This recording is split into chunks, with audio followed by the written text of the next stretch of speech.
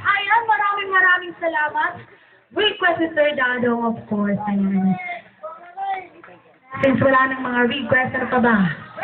Ayan. Request lang ni Sir Obet. Faithfully, ayan. Paano yan? On the second time around, pabigyan natin si Sir Obet. Dahil araw niya to. Ayan, ayan maraming salamat. Yes, for the second place around. Yes. Woohoo! Inukuan na. Ayan.